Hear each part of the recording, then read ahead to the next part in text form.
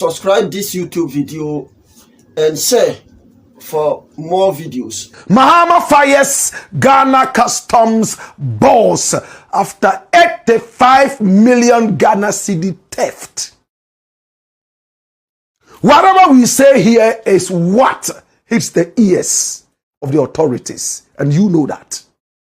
Yesterday we were here to tell you about the humongous amount of alleged theft that Customs, Excise and Preventive Service, in collaboration with the GRA, have been stealing from us.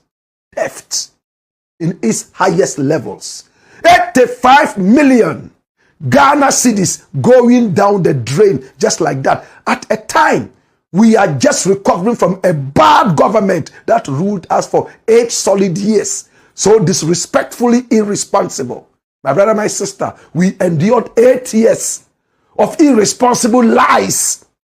We endured 8 years of a certain bad driver and his bad mates. My brother, my sister, we endured all that. It's now over.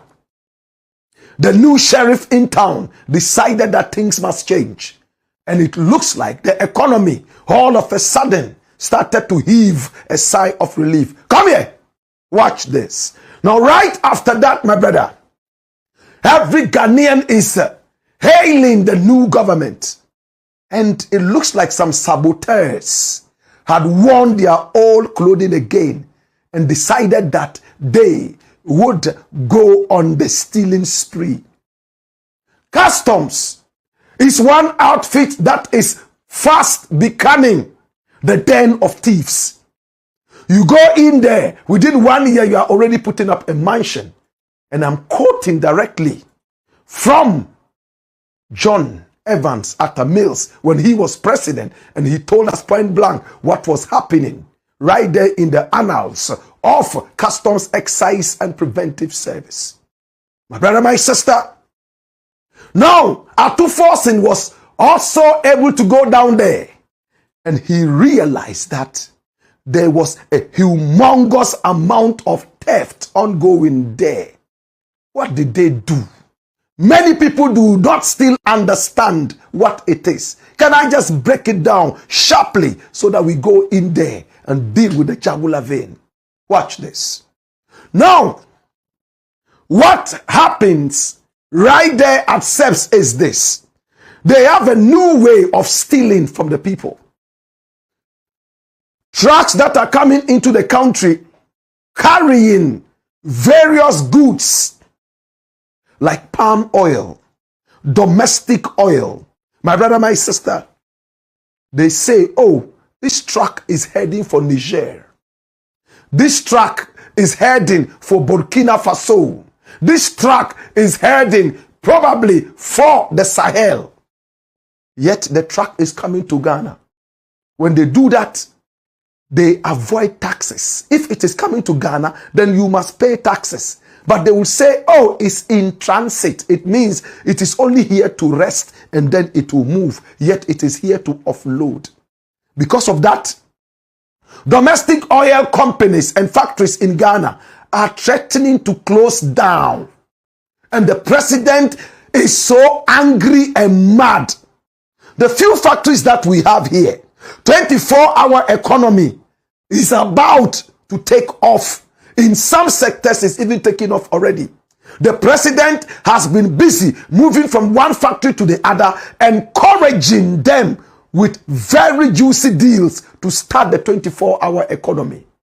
And he was met with this very backward thing. What was it? They started complaining to him. People are not buying our oil anymore. A lot of oil is coming from outside into the country, and they spread it all over the place, and not many people buy the oil that we produce right here in Ghana. Mr. President said, what? And decided to ask the finance minister, what is happening? All the oil coming into the country, are they paying taxes? That was when the investigation started. Underground investigation, it came out that Customs has been stealing a lot of money to the tune of about 85 million Ghana cedis in just a space of less than a year. You can guess how much it will be after 4, 5, 6 years. And they have been doing this from time immemorial. My brother, my sister, when that happened, we had to force him go out there and talk to the customs officers, and he made it clear that some heads would roll. It was clear.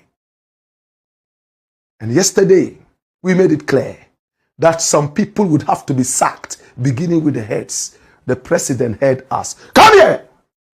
Watch this. Now, one of the bosses of customs intermarrying GRA, my brother, my sister, has been fired. And watch this. This is the man, Brigadier General Annan. That's him. He's gone. President Mahama appoints Aaron Kano as acting commissioner of GRA's Customs Division. This man was the boss. Run the story, my youth, and you will see exactly what it is. This one here says Aaron Kano. President Mahama appoints new acting customs commissioner. President John Dramani Mahama has appointed Mr. Aaron Cannon as acting commissioner of the customs division of the Ghana Revenue Authority with immediate effect. Run it, my youth. Okay?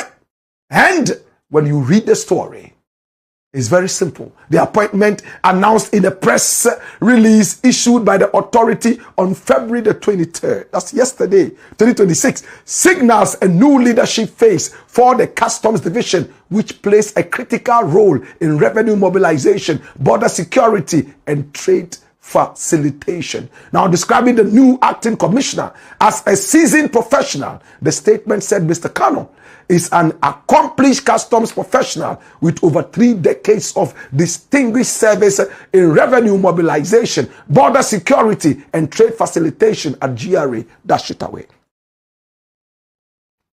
My brother, my sister, so right now, Brigadier General Annan is out.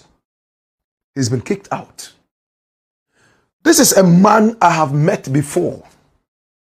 He's a man who had heard reports about that he was not doing the work properly. And therefore, I decided to go and meet with him. A gentleman, he received me so nicely, in all pomp and pageantry. We sat down and I posed the questions.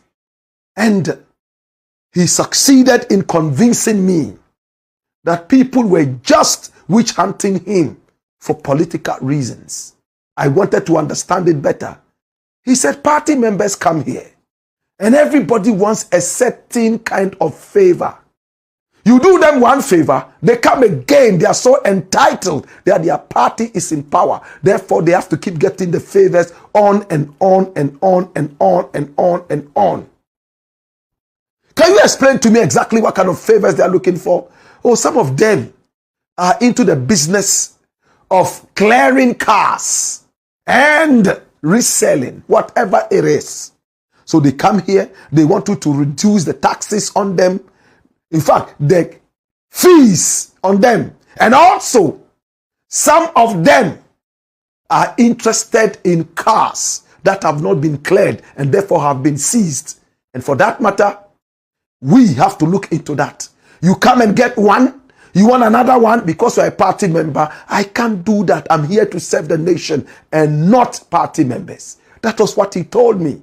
I was so convinced and we became friends from that time. One day I asked him, sir, so if I want one of those cars, how do I get it as a citizen of Ghana? And he said, it's very easy. You just put in an application.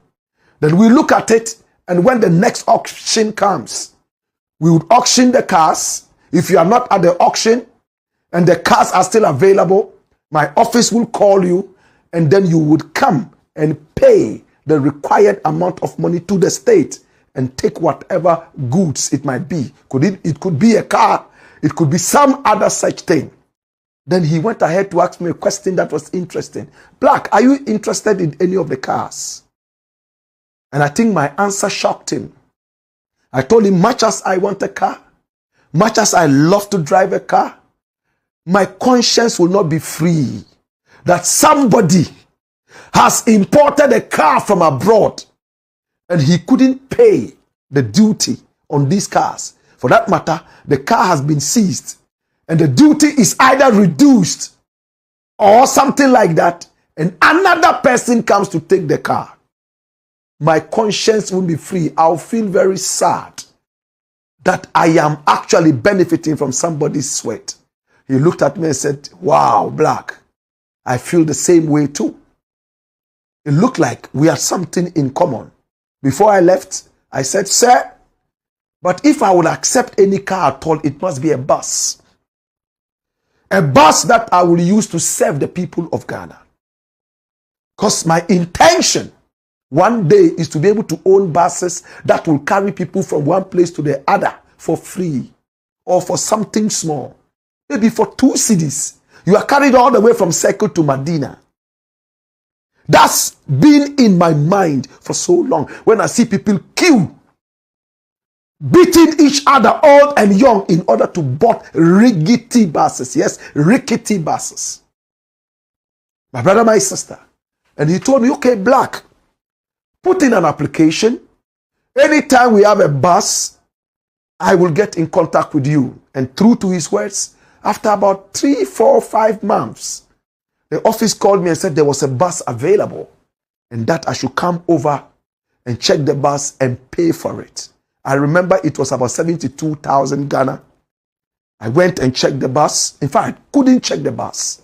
I asked somebody else to check the bus. And when they checked it and sent me the photo, I called my very good friend and told him that, you know what? I cannot clear this bus. I don't think that this is the kind of bus that I want. I want a bigger one, healthier, that can carry people from one point to the other. That is my intention. This bus looks old and small. It won't be able to deal with the purpose. And he told me, Black, let's wait. Another chance will come. Now he has been fired. He's gone. I am not bothered about the bus. Neither am I bothered about my friend. I'm only thinking about Ghana.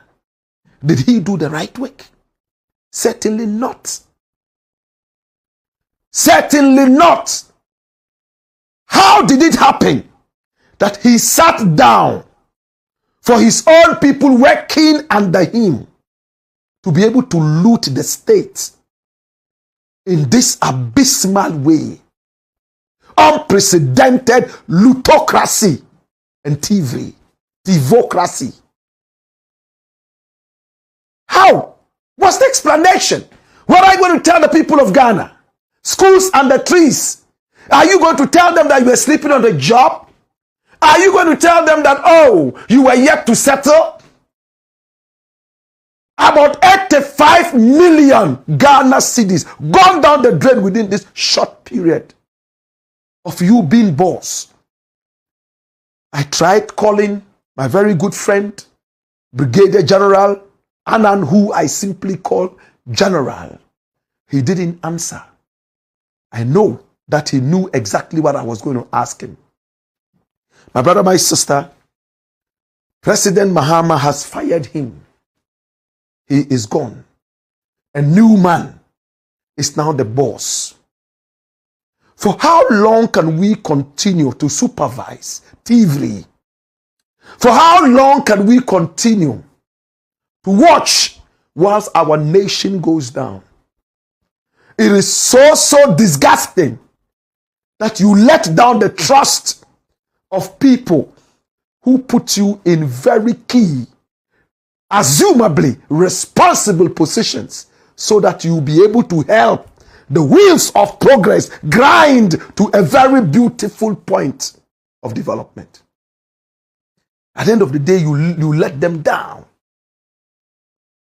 85 million Ghana cities. My brother, my sister, you know what that can do? What that can do for people in the rural areas and beyond? Boreholes. Schools under trees can be eradicated to a certain point in some areas. Roads could be built out of this. Trees could be planted to serve different purposes in the community.